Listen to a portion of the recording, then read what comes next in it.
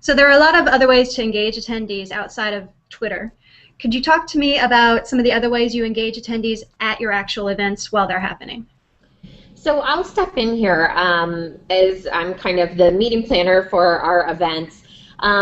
We do a lot of different things, but in the last 2 years or so, we've made a real concerted effort in engaging our first-time attendees.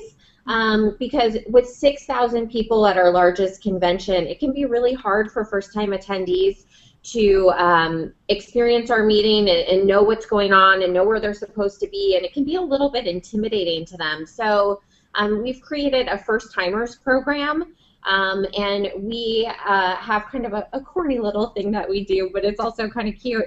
On their badge, we have a little sticker that is a B, and that stands for newbie.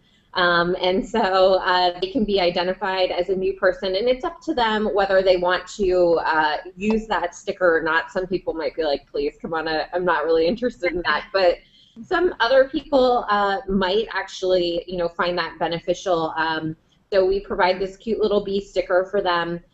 We have meetups where they can meet other first-time attendees in our engagement lounge, which actually engagement lounge is another piece that we have that engages attendees. But we use that spot for the first-timers to meet up.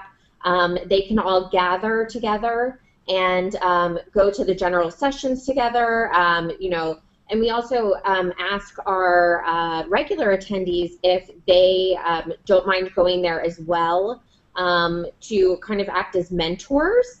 So on our registration form, we actually ask, is this your first time attending the meeting? If they say yes, we say, would you like a mentor? And if you say no, then we ask if you would like to be a mentor. And we actually match people up with another person if they would like. And some people find that really beneficial. They'll place a call to the new person ahead of time and say, hey, what questions do you have? How can I help you get more engaged? And so we're really using our membership and our longtime attendees to help engage our new attendees. So that is kind of a fun thing that we have. And then as well, that engagement lounge that we have on site, we have representatives from most of our departments that will be in that engagement lounge.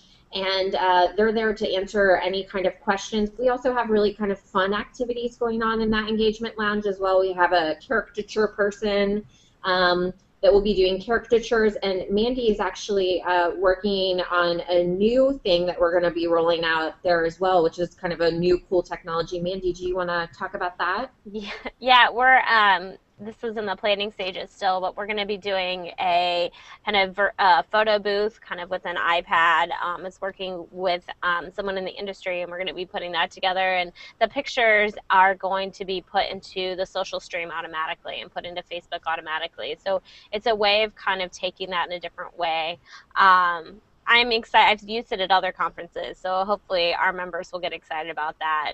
We'll have like the fun props and different things so they can take these photos and post them directly into their social accounts, which kind of will even more spread the news of what they're doing and also spread the word for ASAE. That sounds really cool. I'm looking forward to seeing that. Yeah, and it'll make us look even more fun. So not that we need help with that. So that's good for engagement on site. How do you engage your attendees leading up to the event? So leading up, definitely, Twitter, our Facebook accounts, and we also do newsletters, which Allie can talk about as well, to our registered attendees, where we kind of talk about exciting things, and each newsletter has its own topic. And so, Allie, I'll let you go into details about that because I'm probably talking out of school here. But we also have an email that we send out just prior to the conference, basically like the day before we think people are going to fly or show up. And that email kind of has everything that you need to know leading up to the conference. And we know that people, we've noticed, and Mandy can talk to this as well, but most people really don't get engaged until very close to the conference within the last couple of weeks. So we try to really do communication to the actual attendees much closer to the show, because we know that they're not reading, they're not really interested or engaged until they get much closer. And a lot of times they're not even opening the things that we've sent them until they're on the airplane. So we're aware of that, and we consider that when we're doing our marketing campaigns. Cool.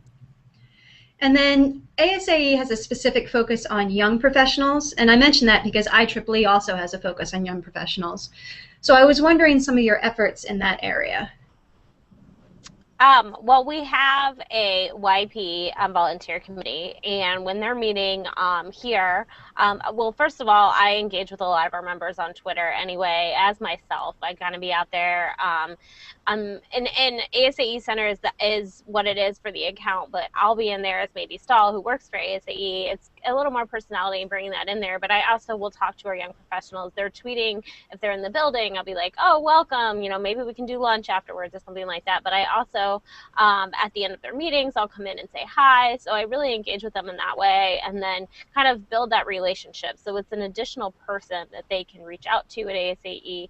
I can talk to them about social media stuff. I've got some of our members reaching out to me about their sessions, you know, or about different things, and I will work with them in between that. So it's really just about building that relationship, and even if they're not part of the volunteer committee, but just making them feel like there's somebody there for them. So it sounds like between the mentor and between this YP program, you have a strong focus on building relationships with all of your attendees, and I'm guessing that's been pretty successful for you.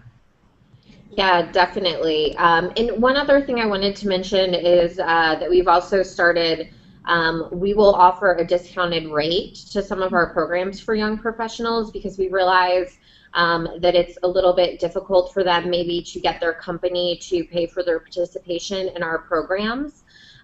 So we do offer a reduced rate. And then another kind of cool thing that we've done is put together a justification toolkit for our big shows, where we actually kind of outline the value and the benefit that they're getting for the money, so that young professionals and really any of our attendees can take that to their boss and say, here, I want to go to this conference and this is the value. And so we've kind of laid that out for them and made it easy for them to present that information to their boss so that they can attend our shows.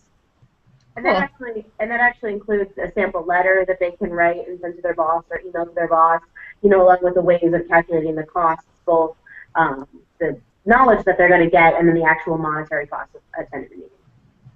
Cool, that's great.